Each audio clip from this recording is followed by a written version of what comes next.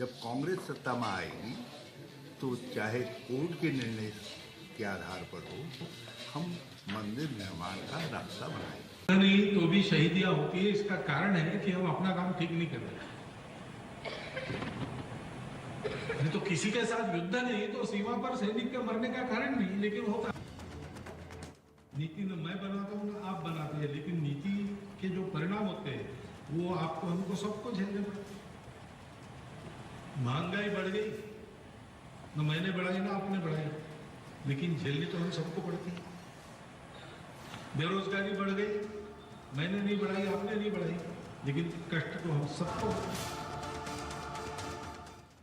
2025 में राम जन्मभूमि के ऊपर श्रेष्ठ राम मंदिर बनने के बाद फिर इस दिशा को और गति प्राप्त होने वाली है विश्वास।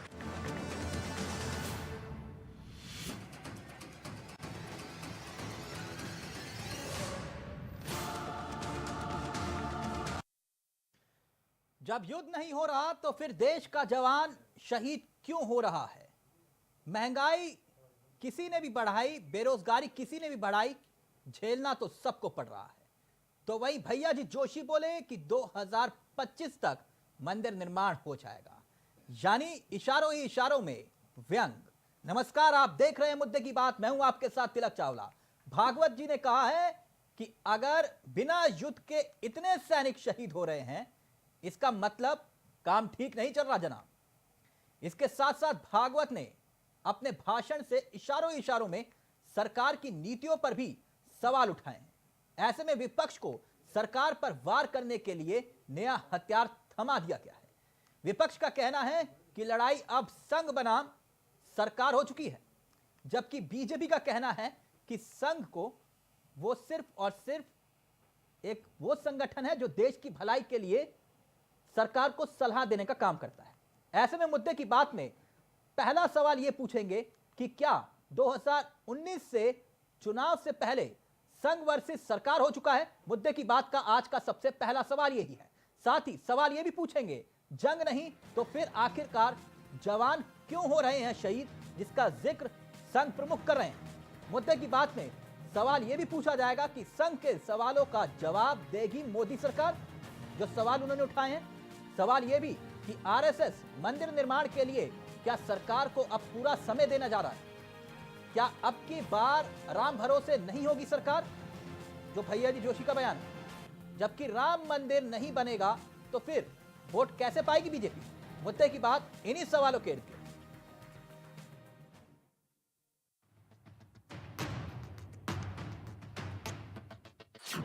पहले शहादत पर भागवत ज्ञान।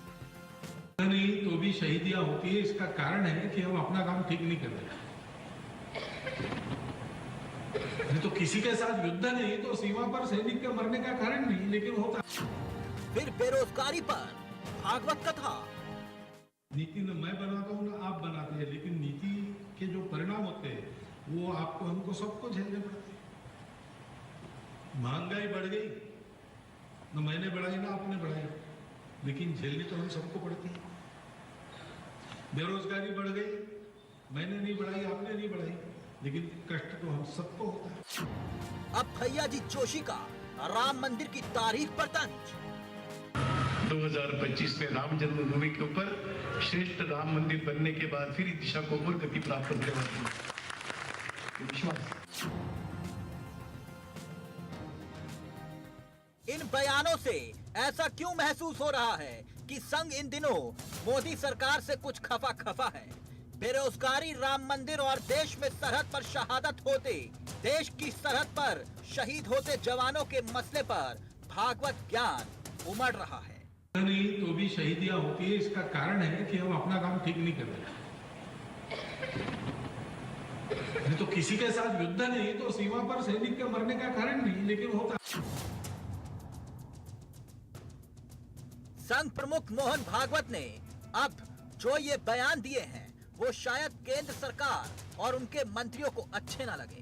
यकीनन ये बयान सरकार को आईना दिखाने वाले हैं, जहां एक तरफ सरकार इन दिनों अपनी पीठ ये कहते हुए थपथपा रही है कि पिछले 4.5 सालों में कोई भी आतंकी हमला नहीं हुआ, मगर संघ प्रमुख कहते हैं कि युद्ध भले ही ना हुआ हो, लेकिन देश की सीमा पर जवान शहीद हो रहे हैं। इसका मतलब साफ है कि सरकार ठीक से काम नहीं कर रही। अब सुनिए संघ प्रमुख का वो बयान जिसमें देश में बेरोजगारी से लेकर महंगाई तक को लेकर सरकार की नीति की नीयत पर सवाल उठाए जा रहे हैं। नीति न मैं बनाता हूँ ना आप बनाते हैं, लेकिन नीति के जो परिणाम होते हैं वो आपको हमको सबको झेलने पड़ते हैं। महंगाई बढ़ गई, न मैंने बढ़ाई ना आपने बढ़ाई, लेकिन झेलनी तो हम सबको पड़ती है। बेरोजगारी बढ़ गई, मैंने नहीं बढ़ाई आपने नहीं बढ़ाई, लेकिन कष्ट तो हम सबको होता है।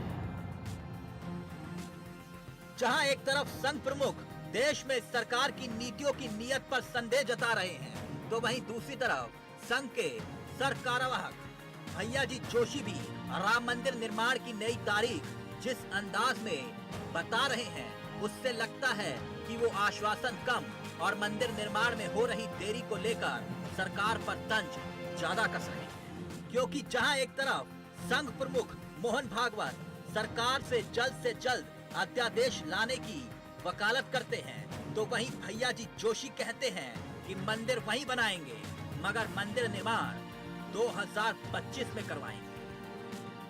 1952 में सोमनाथ मंदिर की स्थापना के साथ देश गति से आगे बढ़ा। 2025 में राम जन्मभूमि के ऊपर श्रेष्ठ राम मंदिर बनने के बाद फिर इस दिशा को और गति प्राप्त करने वाली है विश्वास।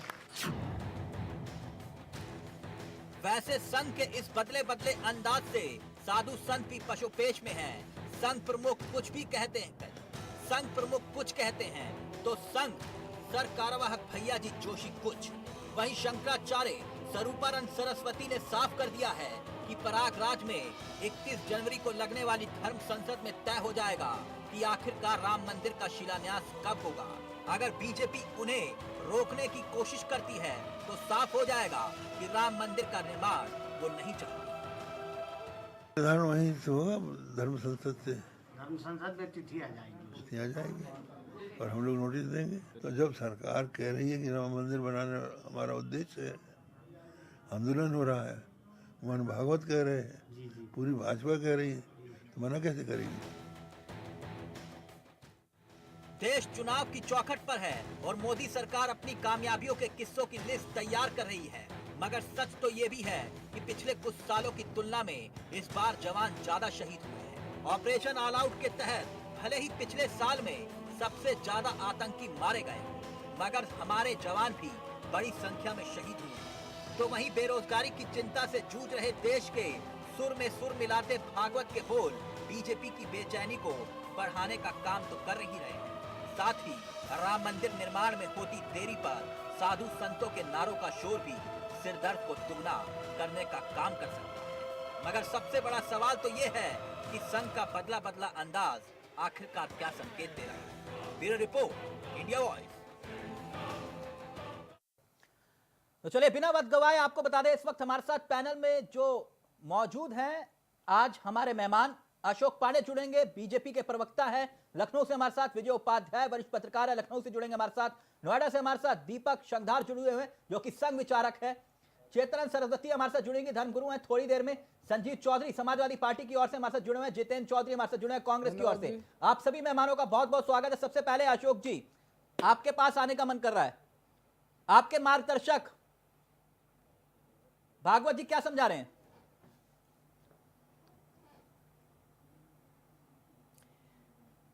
भागवत जी ने विपक्ष के ऊपर सीधा निशाना साधा है कि भगवान तो बहाना है, चुनाव पर निशाना है।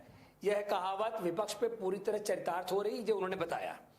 उनका स्पष्ट कहना यह था, जहां तक मैंने उसको सुना है, कि भैया जी ने कहा है कि 6 वर्ष के पश्चात 2025 में फिर से कुंभ लगेगा और कुंभ संपन्न होगा। तब तक भारत के राष्ट्रीय गौरव के प्रतीक राम मंदिर भी निर्माण की प्रक्रिया पूर्ण हो चुकी होगी और राष्ट्र समृद्धि की दिशा में आगे बढ़ा होगा।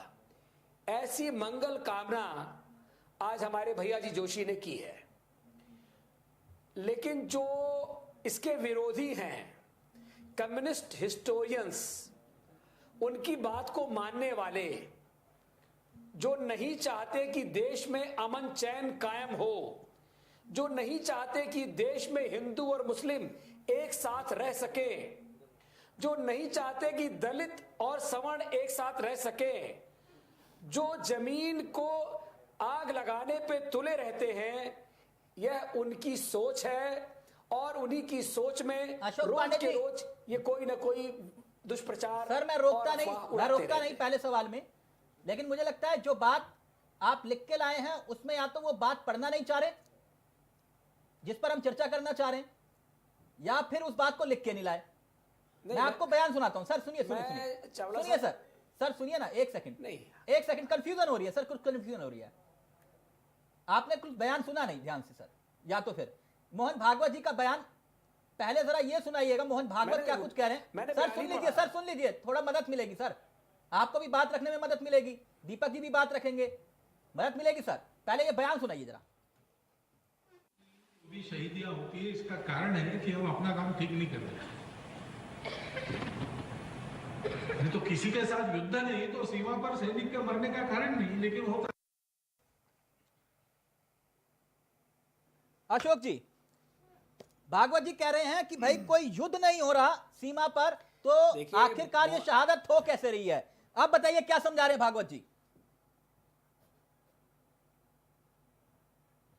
बिल्कुल सही कह रहे हैं भागवत जी, ये सही कह देश रहे हैं? जो मैं भी वही कहना चाह रहा था चावला साहब, आप कि मैंने कहा कि जिस देश में उठते राम, बैठते राम, सोते राम, आते राम, जाते राम, हम किसी साधारण मंदिर की बात नहीं कर रहे हैं, हम इस देश के 130 करोड़ भारतवासियों के पूर्वज और जन्मभूमि स्थान की बात कर रहे हैं। सर ऐसा क्यों महसूस हो रहा है? आप याद करके आए नहीं बन सकता है सर, आप याद करके आए हैं क्या? वही बोले जा रहे हैं आप सर। एक बार फिर से सुनाऊंगा आपको बयान। अशोक पांडे जी, झूठी कहानी लिख के सर एक सेकंड सर, कौन झूठा कौन सच्चा है? भागवत जी का बयान बिल्कुल सही है सर, आप तो नकार कर सकते ही नहीं। बीजेपी का कौन नेता भागवत जी का बयान नकार देगा?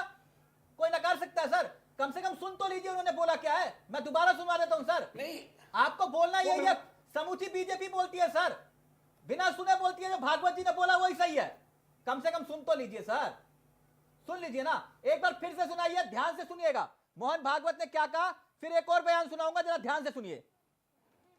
नहीं तो भी शहीदियां होती है, इसका कारण है कि हम अपना काम ठीक नहीं कर रहे। नहीं तो किसी के साथ युद्ध नहीं तो सीमा पर सैनिक के मरने का कारण नहीं, लेकिन होता। अशोक जी, आपकी सहूलियत के लिए मैं फिर से पढ़ देता हूं, अगर बयान आपके समझ में नहीं आया। वो ये कह रहे हैं कि युद्ध नहीं हो रहा सीमा पर, फिर देश के जवान शहीद कैसे हो रहे हैं, वो ये कह रहे हैं। एक बयान और सुना देता हूं, सहूलियत होगी आपको। अब ये एक और बयान सुनाइए मोहन भागवत जी का, ये वाला बयान एक बार फिर से सुनिए, दोबारा सुनाइए एक और बयान।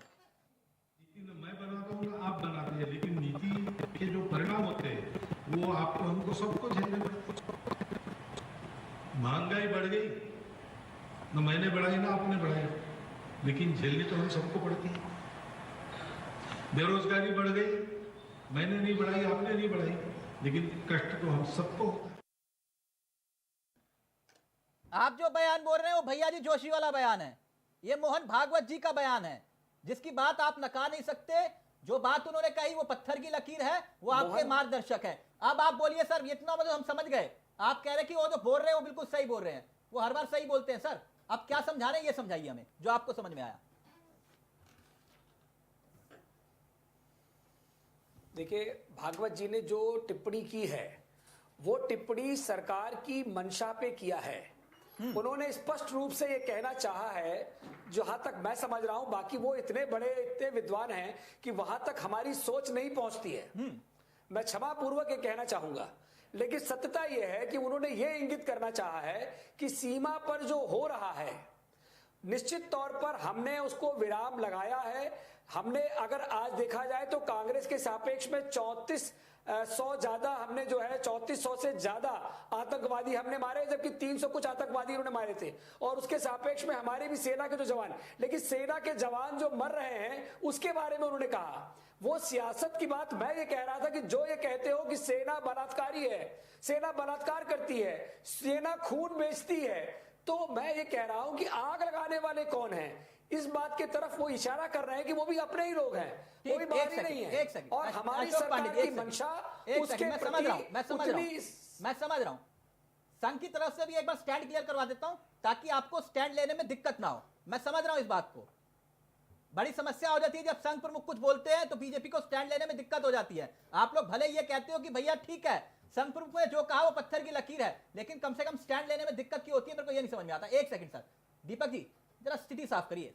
संघ प्रमुख कह रहे हैं कि भैया युद्ध हो नहीं रहा तो ये शहादत कैसे हो रही है, और दूसरा उन्होंने कहा कि नीति किसी की भी हो, पुरानी हो नई हो, लेकिन जूझना तो आवाम को पड़ता है।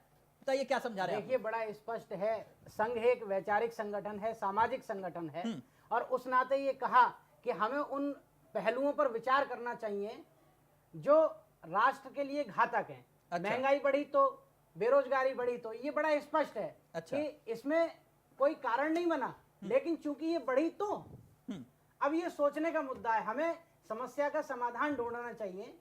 पॉलिसी मेकर्स को चाहिए कि वो इसका समाधान ढूंढें। नाकाम साबित हो रहे हैं?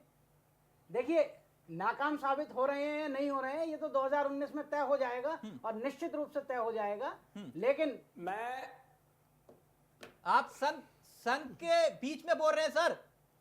अशोक पांडे जी, संघ अपनी राय रख रहा है, आप बीच में बोल रहे हैं।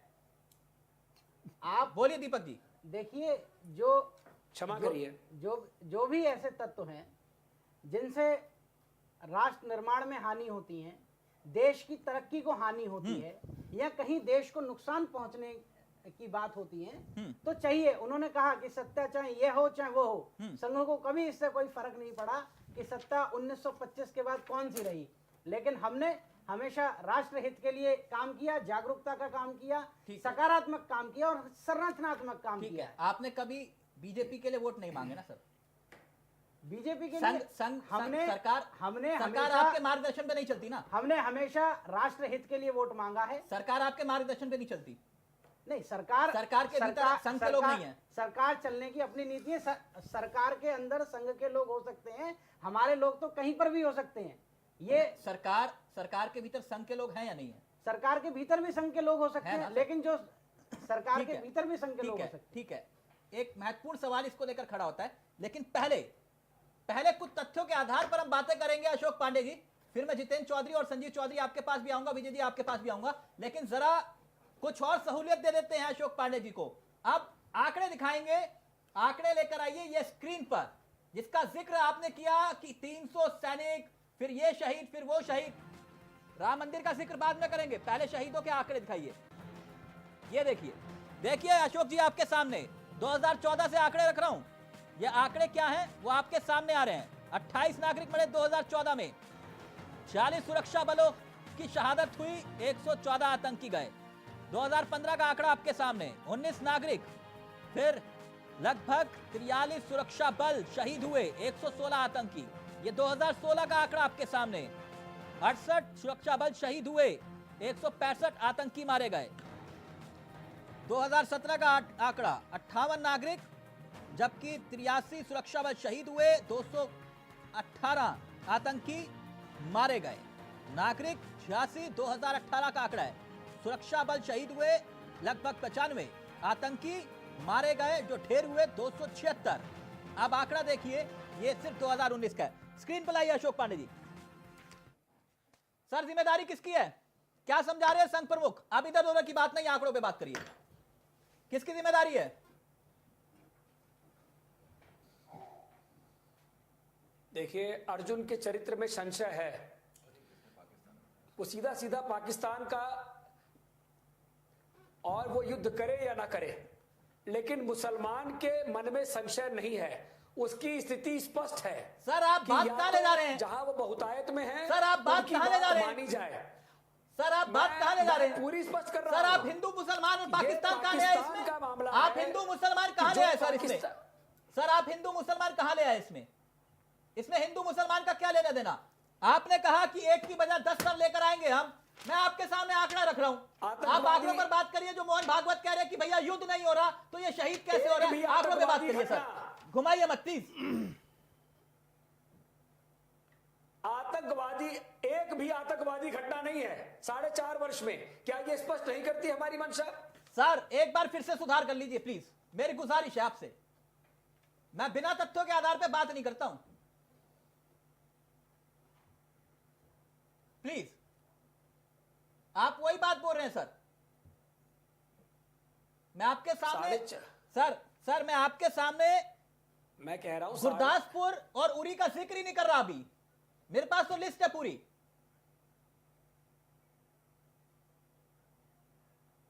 किसकी जिम्मेदारी है सर? एक की बजाय 10 सर। अगर 4.5 वर्ष में आतंकवादी घटना, सर देखिए नहीं होना यह स्पष्ट करती है कि हमारी मंशा स्पष्ट है, लेकिन मैंने ये कहा कि अगर ये स्थिति है तो ये सरकार की निश्चित तौर पे जिम्मेदारी है और उसकी रक्षा सरकार को करना चाहिए, जिम्मेदारी है, और उस पे हम काम कर भी रहे हैं लगातार। सर जिम्मेदारी संघ प्रमुख जो बोल रहे हैं जिम्मेदारी है ना सरकार की, बिल्कुल जिम्मेदारी है, सरकार की जिम्मेदारी है ना सर, बिल्कुल सरकार की जिम्मेदारी है। अब सरकार की जिम्मेदारी है, एक की वजह 10 सर लाने की बात की आपने। अब मुद्दे पे आइए सर, ये 10,000 पत्थरबाजों को जो छोड़ा गया था आपकी सरकार में, जो मोहब्बत का पैगाम भेजा गया था, वो क्या था?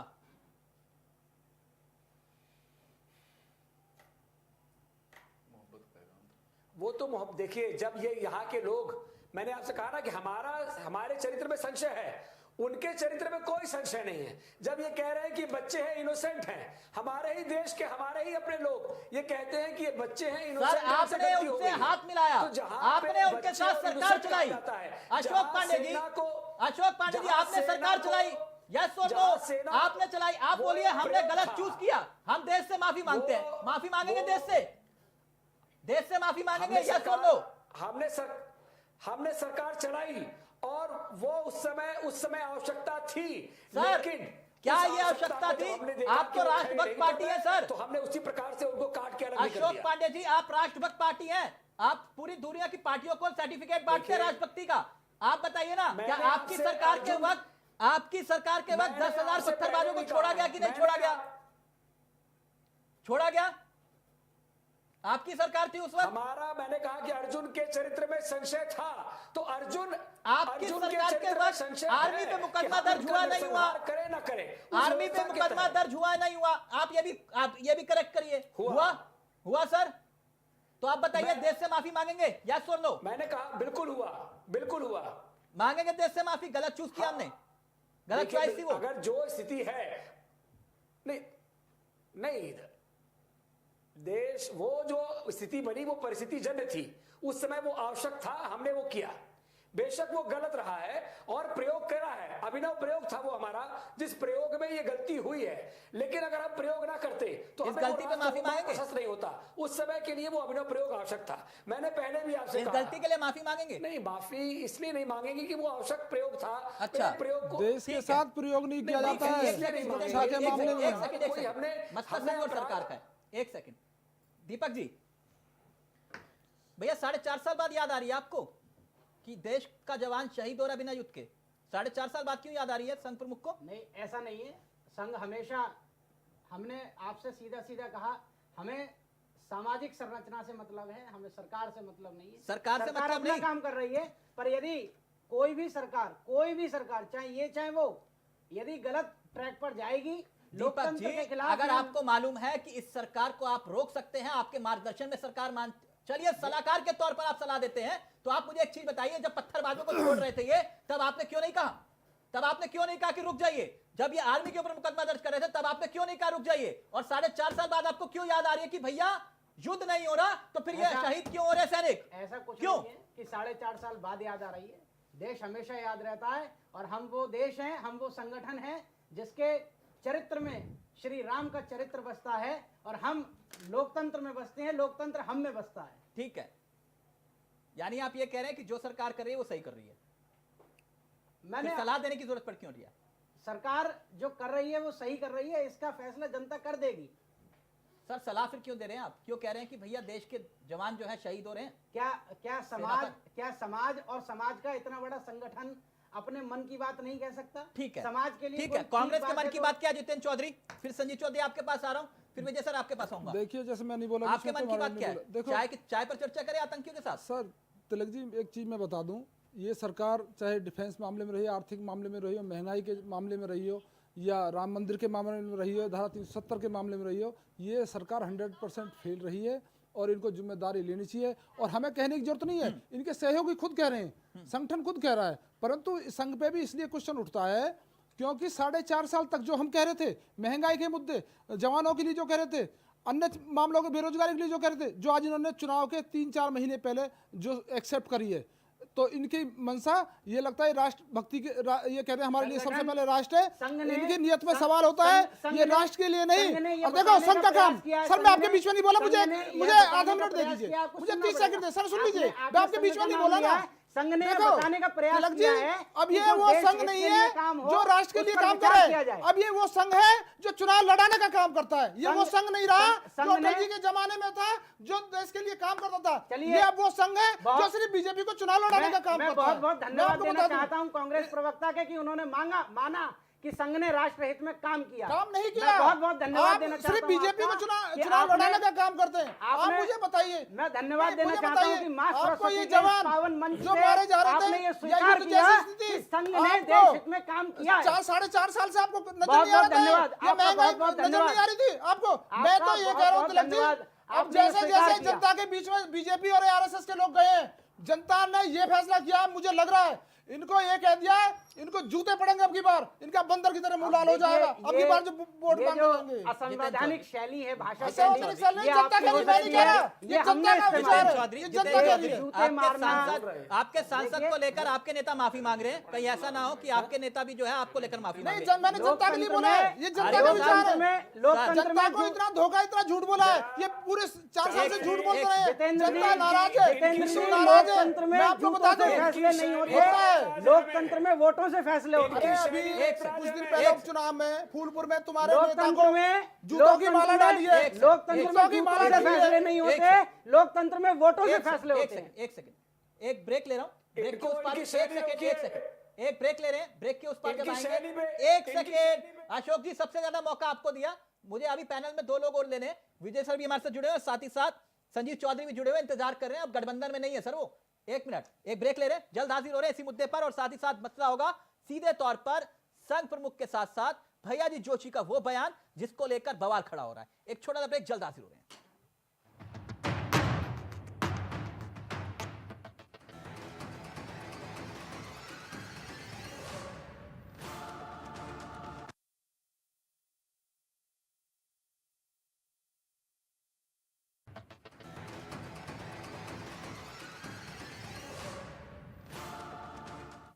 संघ, सरकार और सीख। ब्रेक से पहले आपने देखा कि मोहन भागवत का बयान, और बयान के बाद खड़ा हुआ तूफान। विपक्ष ने कहा कि अब हो गया सरकार वर्सेस संघ, और दूसरी तरफ भैया जी जोशी का वो बयान जिसमें संकेत उन्होंने दिया कि मंदिर का निर्माण 2025 तक, और इसको लेकर सीधे तौर पर सियासत सवाल खड़े करने लगी। उससे पहले संत नाराज हो गए। आपको बता दें आज मुद्दे की बात में हमारे साथ जो मेहमान जुड़े हुए हैं, अशोक पांडे जुड़े हुए हैं बीजेपी की ओर से पक्ष रखने पार्टी का, विजय उपाध्याय जी जुड़े हैं, वरिष्ठ पत्रकार हैं हमारे साथ ही साथ नोएडा से हमारे साथ दीपक शंकदार जुड़े हुए हैं, संघ विचारक है चेतनानंद सरस्वती जी हमारे साथ जुड़ गए हैं, साथ ही साथ संजीव चौधरी हमारे साथ जुड़ गए सपा की ओर से, जितेंद्र चौधरी जुड़ गए कांग्रेस की ओर से। अब संजीव चौधरी आपके पास आ रहा हूं, फिर विजय सर आपके पास आऊंगा उसके बाद। संजीव चौधरी, संघ का मुंह भंग हो गया क्या सरकार से? देखिए, ये कोई भी अभी बीजेपी के प्रवक्ता भी, संघ के विचारक जी भी जो बोल रहे थे, ये कुछ बताना ये चाह नहीं रहे, कहना एक ही बात चाह रहे हैं। इनका मकसद है, संघ वालों का मकसद है कि जो भी प्रधानमंत्री बने वो हमारा बने। इनका कोई ये खेल नहीं है। ये सरकार तो फेलियर है ही, ये अब क्यों कह रहे हैं? अभी जितेंद्र चौधरी जी ने कही, मैं बिल्कुल सहमत हूं, 4.5-5 साल में इन्हें याद नहीं आई। ये केवल अपना एहसास करा रहे हैं कि हम जिसको चाहेंगे वो प्रधानमंत्री होगा। अब ये बात सुनिए पहले, अब आप बोल लीजिए तो मैं चुप हो जाता हूं, फिर अगर लोकतंत्र बतानी है तो। एक सेकंड सर, आप आधा घंटा पी गए, मुझे 2 मिनट भी नहीं दोगे। संजीव चौधरी एक सेकंड सर, मतलब थोड़ी है। 1 मिनट सर, वो अपनी बात रखेंगे ना, आपकी भी भागवत कथा थोड़ा ना सुनेंगे सर। 1 सेकंड अपनी बात रखिए संजीव चौधरी। 1 सेकंड दीपक जी। ये अपनी ताकत का एहसास कराना चाह रहे हैं जो ये बोल रहे हैं। फेलियर तो ये क्या कह रहे हैं, पूरा देश कह रहा है। हर किसान के मामले में, बेरोजगारी के उसमें, या शहीदों में, आपने जो कहा सारी बात आपने ही बता दी, हमें बताने की जरूरत ही नहीं है। इन्होंने ये कहा था कि अगर एक शहीद हमारा होगा हम 10 सर लेकर आएंगे, ये एक भी नहीं लाए। तो सारी चीज में पूरे हिंदुस्तान जान रहा है, तो एक भारतीय जनता पार्टी के लोग सर्जिकल स्ट्राइक पे शक है क्या? लेकिन सर्जिकल स्ट्राइक पे शक है क्या? संजीव चौधरी सर्जिकल स्ट्राइक पे शक है क्या? एक मिनट पहले इनका तो जवाब दे दूं। केवल संघ अपना एहसास कराना चाह रहा है कि किस बात जिसको का? हम चाहेंगे वो प्रधानमंत्री होगा। ये अब प्रधानमंत्री चेंज करना चाह रहे हैं, इनका अच्छा। केवल किसी और को आगे करना चाह रहे हैं। किसे? इनका केवल अब कितने? ये इनकी भावना, ये क्या सर, तय कर रहे हैं? इनकी- आपके ये- पास इतनी जानकारी, अगर ये- नाम भी बताइए ना। बिल्कुल, नाम भी मैं क्या बताऊंगा, पूरे देश को पता है। बताइए ना। मेरे से आप बता दीजिए ना सर, मैं नहीं- exclusive मैं जानकारी चैनल तो पे नहीं आपके पास बताऊंगा। है। यही नहीं पता है, Exclusive ये जानकारी- कहना नहीं चाह रहे, लेकिन ये अब किसी और को आगे कर रहे हैं। इससे क्या है? अच्छा, दीपक जी के कान में बता दीजिए, हम नहीं नहीं, सुनेंगे। ये अपनी, अगर वो कह देंगे कि हाँ यही नाम है तो फिर इनका हम कोई मतलब नहीं है। ये राम के नाम पे रोटियां सेक रहे हैं। कभी अभी चैनल पे डिबेट कुछ चल रही है, ये नाम मुसलमानों का लेते हैं। बड़ी शर्म की बात आती है। आपको दर्द हो रहा है? ऐसे लोगों को तो चैनल पे बैठना भी नहीं चाहिए कि बात किसी चीज की चल रही है, बात आके मुसलमानों पर टिक जाती है। अरे भैया, कम से कम इतनी तो गैरत करो कि ये चुनाव का माहौल है, आप क्यों हिंदू मुस्लिम कराना चाहते हो? क्या क्या मकसद है आप लोगों का? आप ये कह रहे हैं कि कश्मीरियों और आतंकियों के साथ जो पत्थर मारते हैं उनके साथ चाय पर चर्चा करनी चाहिए। नहीं, क्यों करनी चाहिए? इन्होंने ही छोड़े। अभी आपने ही कहा, और आपने क्या कहा, ये सच है। इन्होंने छोड़े, क्यों छोड़े?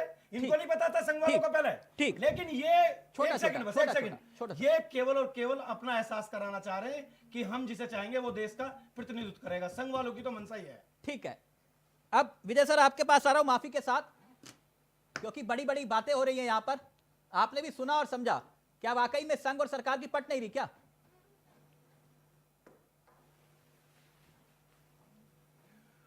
देखिए, ये तो मैं नहीं जानता, लेकिन मैं इतना जरूर जानता हूं कि संघ लंबे समय से है, आजादी के पहले से इस देश में है, और सत्ता में लेकिन भारतीय जनता पार्टी को संघ ला नहीं पाया जब तक अटल बिहारी वाजपेयी का कद बहुत बड़ा नहीं हो गया।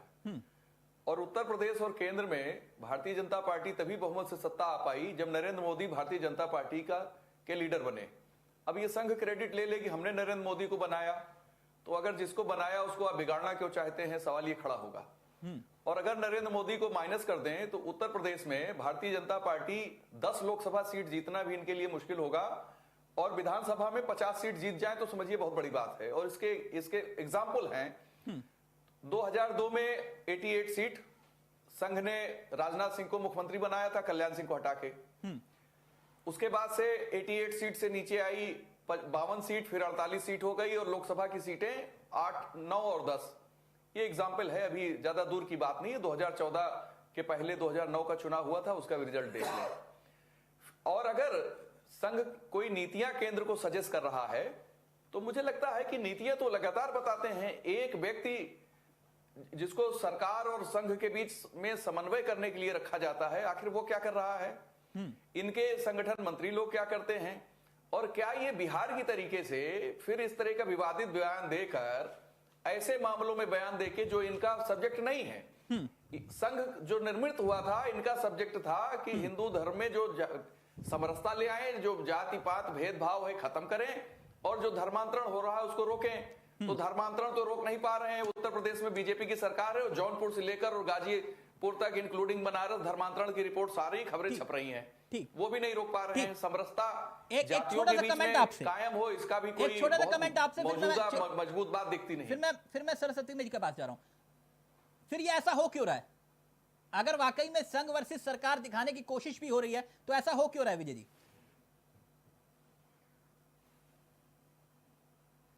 देखिए, मैं समझ नहीं पा रहा हूं कि ये क्यों इस तरह का ये लोग बयान दे रहे हैं। ये तो बीजेपी और संघ वाले ही बताएंगे, लेकिन मोटे तौर पे मैं ये बात समझता हूं कि अगर केंद्र की मौजूदा सरकार ने संघ की बातें नहीं मानी और उस संघ के हिसाब से काम नहीं किया तो पहले विरोध करना चाहिए था। और अगर अब विरोध कर रहे हैं, भाई अब ये बयान का मतलब क्या कि 2025 में राम मंदिर बनेगा? ये बयान देने का मतलब संघ के 1 नंबर 2 के प्रमुख का क्या माने हो सकता है? कि माने ये हो सकता है कि जनता बीजेपी का साथ छोड़ दे, या फिर संघ को ये लगता है कि नरेंद्र मोदी का कद इतना बड़ा हो गया है कि अब उसे कुछ काट छाट के छोटा करने की जरूरत है। ओके। और दोनों स्थितियां भारतीय जनता पार्टी के लिए ठीक नहीं है। ठीक है सर। और संघ के लिए भी ठीक नहीं है। संघ अगर ये समझता हो, मैं संघ का मतलब भारत गणराज्य संघ की नहीं, मैं तो संघ आरएसएस की बात कर रहा हूं। अगर वो ये समझता है कि वो बहुत पावरफुल है और कुछ भी कर सकता है, तो बिल्कुल कुछ नहीं कर सकता। उत्तर प्रदेश से अगर नरेंद्र मोदी बीजेपी से अपने को विड्रा कर लें तो फिर से 9 सीटों पे बीजेपी आके टिक जाएगी लोकसभा। माइनस मोदी जीत नहीं हो सकती, आप ये कह रहे हैं। एक सेकंड सर, सरस्वती मैडम, आप लोग कह रहे थे कि आप उदाहरण देख लीजिए ना। सर मैं तो सर कह रहा हूं, सर मैंने आपका पॉइंट 2004 ले के लिया। चुनाव देख लीजिए, 2009 मैं के दोनों से लोकसभा सवाल ले चुनाव देख लूंगा, लीजिए। यही सवाल लूंगा सर, संघ से भी और बीजेपी से भी। आप कह रहे थे कि ये बार बार बोलते हैं राम लला हम आएंगे, तारीख नहीं बताएंगे, मंदिर वहीं बनाएंगे। आज बता भी नहीं तारीख 2025, अब तो दिक्कत नहीं। देखिए तिलक जी, असल में संघ और बीजेपी को ये एक ही सिक्के के दो पहलू हैं। संघ की सत्ता में बराबर की भागीदारी है। ये टिकट जो तय होते हैं वो संघ से तय होते हैं। इसे कोई भी ऊपर से नीचे तक का कोई भी एक कार्यकर्ता या पदाधिकारी डिनाई नहीं कर सकता। तो ये जो है ये एक गैप को फिल करने का एक प्रयास चल रहा है और बड़ा मतलब मानसिक विक्षिप्तता की इसी अवस्था है इन लोगों की कि ये इन्हें राम मंदिर बनाना भी नहीं है, ये जानते हैं ये राम मंदिर नहीं बना पाएंगे। और माननीय प्रधानमंत्री जी बहुत स्पष्ट ये कह चुके हैं कि हम अध्यादेश लाने वाले नहीं हैं। लीगल प्रोसीडिंग्स को या तो ये जानते नहीं है या समझना नहीं चाहते, क्योंकि अगर डे टू डे हियरिंग भी होती है तो 2019 के चुनाव से पहले तो कोई निर्णय आने वाला नहीं है। मंदिर तो कांग्रेस बनाएगी मैडम? ना कांग्रेस, ना बीजेपी, ना अन्य कोई राजनीतिक दल अब किसी भी सत्ताधारी पार्टी में या विपक्ष में इतनी ताकत नहीं बची है कि वो राम मंदिर बना दे। उसका कारण ये है कि 10 साल में 8 राज्यों में हिंदू अल्पसंख्यक है और जिस तरीके से अभी एक संजीव जी कह रहे थे कि हिंदू मुस्लिम ले आते हैं, लेकिन फैक्ट है, ऑन रिकॉर्ड है, 8 राज्यों में हिंदू अल्पसंख्यक है और जिस तेजी से यहाँ डेमोग्राफिक चेंज आने वाला है उसके बाद ये बचे हुए मंदिर भी जितने मंदिर अस्तित्व में है ये उन्हें भी बचा ले तो बहुत बड़ी बात होगी। राम मंदिर को लेकर जो आरएसएस का स्टैंड आपको दिखाई दे रहा है, ये सिर्फ ये आप संतुष्ट हैं? नहीं, बिल्कुल संतुष्ट होने का कोई प्रश्न ही नहीं उठता। उसका कारण ये है कि जो लोग सत्ता में भागीदारी करते हो वो अगर भीख की तरह राम मंदिर मांग रहे हैं तो इसका मतलब ये है कि हमने बहुत रीढ़ विहीन लोगों को सत्ता के शीर्ष पे पहुंचाया। ये गलती है, ये पाप है और इस पाप को सारा हिंदू समाज 100 करोड़ हिंदू के माथे तो पर कांग्रेस, मैडम आपने कहा वादा कर दे, कांग्रेस वाले वादा कर रहे हैं अब तो ये कह रहे हैं कि भैया हमें सत्ता दीजिए, हम बनाएंगे राम मंदिर। आप कहे तो मैं बुलवा दूंगा अभी उनसे। कांग्रेस के मैनिफेस्टो में कभी भी राम मंदिर नहीं था। दूसरी बात यह है कि हम लोगों की आस्था, हमारी पीड़ा समझिए, हमने 100 करोड़ हिंदुओं का प्रतिनिधित्व करके इन लोगों में आस्था जताई और प्रचंड बहुमत 73 सांसद नॉन मुस्लिम उत्तर प्रदेश से देकर हम लोगों ने भेजे, मोदी के चेहरे को नहीं, हिंदुत्व के लिए। जो भी कोई ये समझता हो कि मोदी के चेहरे को प्रमोट करके सत्ता दी गई, तो सत्ता हिंदुओं ने, हर हिंदू घर से निकला, हिंदू का मैक्सिमम पोलिंग था, उसका सबसे बड़ा कारण ये था कि हिंदू अशोक जी को और दीपक जी को। अशोक जी पहले आपके पास आ रहा हूं, क्या राम भरोसे वाकई में नहीं है सरकार 2019 में? धार्मिक हो गया, हिंदू मुस्लिम खत्म करिए। देखिए, जो बात साध्वी जी ने कही है यह बात सत्य है कि 2014 का जो मैंडेट आया उसने पूरे विश्व के शांति प्रिय धर्मों में तूफान पैदा कर दिया, खलबली मचा दी। आजादी के बाद के अगर आप पूरे मैंडेट को देखिए तो कभी भी इस प्रकार का मैंडेट नहीं आया, क्योंकि कांग्रेस सर मैंडेट पे बात छोड़िए ना, मैं आपके राम मंदिर की बात, जब मैं आपने जवानों की बात करता हूँ आप राम मंदिर की बात करते हैं। अब मैं राम मंदिर की बात कर रहा हूँ, आप जनादेश की बात कर रहे हैं 2014 की।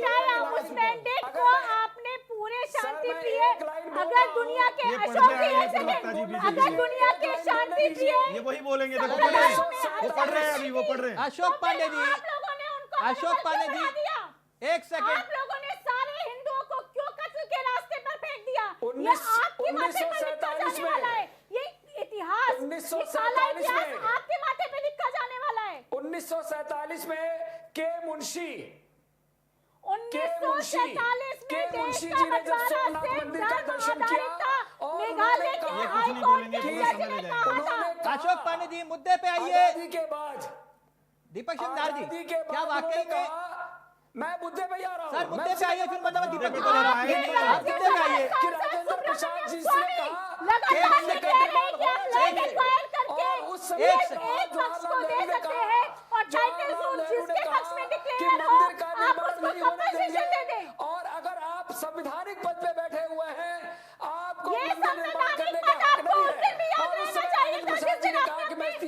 मैनिफेस्टो में इसको डाला था। प्रसाद ये मैं इस्तीफा दे संवैधानिक दूंगा। पद अशोक पांडे। उस दिन भी याद होना चाहिए अशोक था, पांडे। जिस दिन राम मंदिर को आप लोगों ने मैनिफेस्टो में डाला था। आपने एक मात्र सेकंड, 100 एक करोड़ सेकंड, हिंदुओं अभी से क्लियर कर कर देते दिया। हैं। आपने एक सेकंड, भगवान एक श्री राम से एक कर सेकंड, दिया है।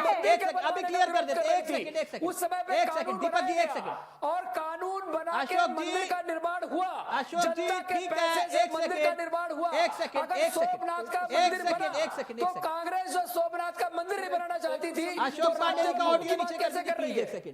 एक सेकंड सर, अरे कहाँ एक सेकंड सोमनाथ सरस्वती पे पहुंच जाते हैं? मैडम, एक सेकंड। दीपक जी, एक चीज बताइए मुझे, 2019 आप तो सामाजिक संगठन है, सांस्कृतिक संगठन है, खैर मैं आपसे एक बात पूछना चाह रहा था, अगर ये 2019 तक न चुनाव तक राम मंदिर नहीं बना पाए, चुनाव जीत जाएंगे? देखिए, एक चीज़ आप सोचिए कि चुनाव अब 2019 में आने वाले हैं। राम मंदिर कोई ऊपर से अवतरित तो होगा नहीं। राम मंदिर एक ढांचा है जो बनेगा, फिर उसके बाद उसमें समय लगेगा। और जैसा आज भैया जी जोशी जी ने कहा कि 2025, वो एक आशावादी है, एक आशा जताई है। सर, और अब संघ तक प्रमुख कह रहे हैं, और अब तक संघ प्रमुख कह रहे हैं, अब तक- नहीं, दो बयान है, संघ प्रमुख कह रहे हैं अध्यादेश लाइए, अब तक- अध्यादेश लाइए अभी, और वो कह रहे हैं 2019-25 तक। देखिए, बैठक में ये अभी तय किया गया। अभी 2025 तक। अभी मोदी, सुप्रीम कोर्ट की आपने बातों की भूमिका में लाकर सुप- खड़ा कर दिया। सुप- सुप्रीम मोहन कोर्ट भागवत सही बोल रहे हैं। की सुप्रीम कोर्ट की मोहन सुप्रीम भागवत सही कोर्ट बोल रहे की हैं, कौन सही बोल रहा अगली है? सुप्रीम कोर्ट की अगली तारीख 29 जनवरी को तय है। 29 मोहन जनवरी को भागवत जी तय सही है। बोल रहे हैं या भैया जी जोशी? निर्धारित होनी है, सुनवाई नहीं होनी है, बेंच और निर्धारित होनी है। राम मंदिर तो बनकर रहेगा। बीजेपी से संघ से मेरा एक प्रश्न है। सर एक सेकंड, दीपक जी, संघ प्रमुख सही बोल रहे हैं, भैया जी जोशी सही बोल रहे हैं, कौन सही बोल रहा है? वो कह रहे हैं अध्यादेश लेकर आइए, अभी आइए, इंतजार नहीं होता। वो कह रहे हैं कि 2025 तक इंतजार करो, कौन सही बोल रहा है? 29 जनवरी को एक डेट है, उसके बाद जो है चीजें लेंगी। और हमें आशा है कि माननीय सुप्रीम कोर्ट क्या हमारे चीज़ पक्ष में, लेंगे? 2029 हमें आशा है 29 माननीय जनवरी सुप्रीम को, कोर्ट, एक सेकंड, 2029 को माननीय मैं सुप्रीम आपके कोर्ट, तिलक जी दर्शकों राम- को क्लियर करना चाहती हूँ। ये राम मंदिर पे इन्होंने बहुत छल लिया, लोगों को, राम को छल दिया। 29 तारीख को मात्र बेंच का निर्धारण होना है और फिर उसके बाद रूपरेखा तय होगी कि किस तरीके से सुनवाई होगी। निर्णय कोई आने वाला नहीं है, मूर्ख मत बताइए। आप कोर्ट की बात कर रहे हैं, तो फिर अध्यादेश लाने की बात क्यों कर रहे हैं संघ प्रमुख? देखिए और फिर भैया जी जोशी 2024 की बात क्यों कर रहे हैं? देखिए, एक वक्त वो भी था जब बाबरी मस्जिद तोड़ी गई। वो लोग श्री राम के कार्य के किए बिना हमें विश्राम नहीं होगा। इसके लिए हम संकल्पबद्ध हैं। अभी हमें संविधान के अनुसार, संविधान में सर वोट मांगेंगे आस्था इनके है। ना, संविधान वोट मांगेंगे, संविधान में वोट आस्था मांगेंगे, है। राम मंदिर नहीं बनाएंगे तो वोट मांगेंगे इनके लिए, हमने वोट मांगेंगे, इनके लिए वोट मांगेंगे, इनके लिए वोट मांगेंगे। हम राष्ट्र निर्माण के लिए वोट मांगेंगे, श्री राम के लिए वोट Legislation is a मांगेंगे। part of constitution. Legislation, कानून बनाना, ठीक, एक संविधान सेकंड, का एक सेकंड, मैं एक बयान सुना दूं पहले, फिर मैं उसके बाद जितेंद्र चौधरी आपके पास और संजीव चौधरी आपके पास आ रहा हूं। जरा ठीक है सर, क्वेश्चन भी ले लेंगे। जरा ये दो बयान सुनाइए जरा, कांग्रेसी नेताओं के दो बड़े बयान सुनाइएगा, और फिर उसके बाद जितेंद्र चौधरी आपके पास आ रहा हूं। ये कहा कि ये पापी हैं भाजपा वाले, झूठे हैं, अमर्यादित लोग हैं, इनको मर्यादा पुरुषोत्तम का मंदिर बनाने का कोई हक नहीं। जब कांग्रेस सत्ता में आएगी तो चाहे कोर्ट के निर्णय के आधार पर हो या जो है लोगों की सर्वानुमति बनाने के आधार पर हो, हम मंदिर निर्माण का रास्ता बनाएंगे। और मैं उस पर, वो हमारा बिल्कुल स्टैंड है और हम उस पर कायम हैं। हम कांग्रेस की भूमिका है, हम सर्वधर्म का पालन करने वाले लोग हैं। जहाँ पे हमारे हिंदू धर्म के लोगों की आस्था का बात है, कांग्रेस आगे आकर वो पूरा करे। हम सब धर्म को मानने वाले लोग हैं। जो जो धर्म की बात होती है, जिस धर्म का जो आस्था होगा उसको पूरा करने का वादा कांग्रेस कर। जितेंद्र चौधरी, सत्ता में आएंगे, राम मंदिर बनाएंगे? बिल्कुल, मैंने एक साल पहले तिलक जी आप ही के चैनल पर कहा था, आज हमारे दो बड़े नेताओं ने उसको बिल्कुल मोहर लगा दी है, जो हमने एक साल पहले आपके यहाँ बोला था। परंतु मेरा बीजेपी वालों से एक बहुत नहीं, कल तक तो आप कहते थे कि भैया सुप्रीम कोर्ट का इंतजार करेंगे हम, आप क्यों बोल रहे हैं? नहीं, उन्होंने ये भी उनका तीन पूरा चुनाव के नतीजे आपके पक्ष में आ गए। उनका पूरा बयान सुनिए, मंदिर हम बनाएंगे। परंतु अभी शांति से मेरा क्वेश्चन तो सुन लीजिए मेरे भाई, बीच में क्यों टांग रहे हो? क्वेश्चन पूछने का काम मेरा है ना सर। नहीं, फिर से मैं इनसे मंदिर के ऊपर पूछ रहा हूँ।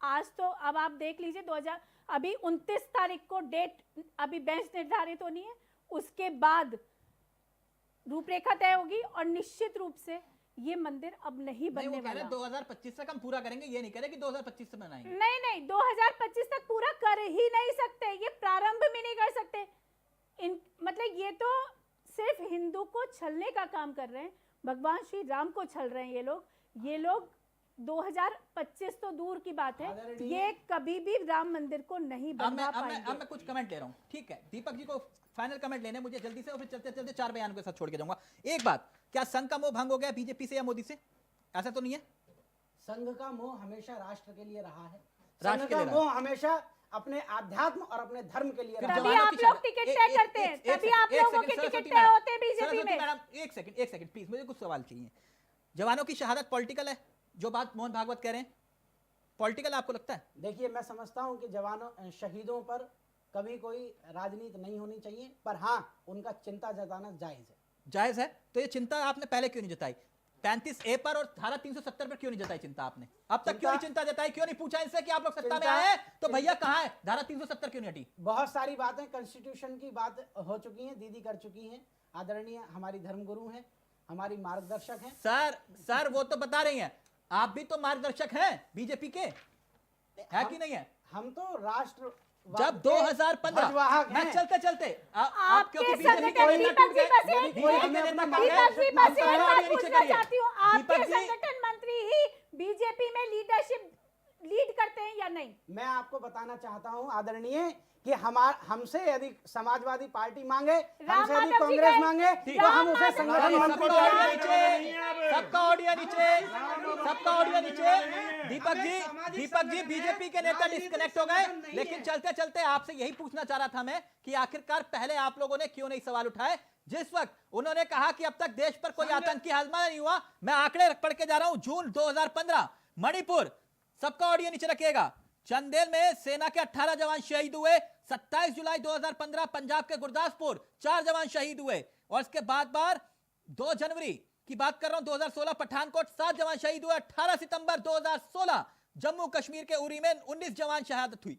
नवंबर 2016 जम्मू कश्मीर के नरोटा में 7 जवान शहीद हुए, जबकि 10 जुलाई 2017 आनंदनाग में 7 अमरनाथ श्रद्धालुओं की मौत हुई। ये आंकड़े हैं। सबका बहुत बहुत शुक्रिया, सबका ऑडियो नीचे, बहुत बहुत शुक्रिया। कल फिर हाजिर होंगे कुछ ऐसे मुद्दों के साथ। मुझे दीजिए इजाजत, नमस्कार, जय हिंद, जय भारत। भव्य मंदिर जरूर बनेगा, उसे कोई रोक नहीं सकता। वहाँ पर बाबर के नाम पर कोई स्मारक इमारत, कोई वहाँ पे कब्रिस्तान कुछ नहीं बनने वाली, वहाँ राम मंदिर। देखिए, ये मंदिर का मुद्दा जो है ये बीजेपी आरएसएस का मुद्दा है, वो कब बनवाना चाहते हैं ये खुद डिसाइड करें। अन्य दलों को इस देश में विकास करना है, ईश्वर सर्वशक्तिमान है, ईश्वर की कृपा से दुनिया चलती है, और आरएसएस और बीजेपी की कृपा से भगवान चलते हैं। तो वो बता सकते हैं कि 19 में बनवाएंगे कि 25 में बनवाएंगे कि कब बनवाएंगे, जब तक बीजेपी रहेगी तब तक बनेगा या नहीं बनेगा, ये सब कुछ वही बता सकते हैं। इस पे बहुत ज़्यादा कमेंट करने की जरूरत नहीं है। निश्चित रूप से एक बात कही जा सकती है कि बीजेपी लगातार ईश्वर का अपमान करती आ रही है। मेरे ख्याल से उस अपमान को प्रायश्चित करने के लिए 19 में इनको जाना। नहीं भैया, जोशी जी संविधान से बड़े नहीं है, देश कानून से चलता है, देश संविधान से चलता है, सभी जानते हैं। जो मामला सुप्रीम कोर्ट में विचाराधीन और सुप्रीम कोर्ट सुनवाई कर रहा है, तो भैया जी संविधान से बड़े नहीं हो सकते। सभी जानते हैं कि देश में भारतीय जनता पार्टी के अनुयायी संगठन आरएसएस, अगर आरएसएस ने आज मोदी सरकार की सरकार पर सवाल उठाया है, तो देश की जनता के सामने मोदी जी को बताना होगा 56 इंच का सीना कहाँ चला। भाई देखिए, सवाल बाबरी मस्जिद का है, राम जन्मभूमि का है। ये मसला सुप्रीम कोर्ट में है और तारीख बता रहे हैं नेता। हम ये चाहते हैं कि सुप्रीम कोर्ट फैसला करे, आज करे, अभी करे, हम उसको जब मानने के लिए तैयार हैं। मुसलमान मानेगा, हिंदू पक्षकार मानेगा। इलेक्शन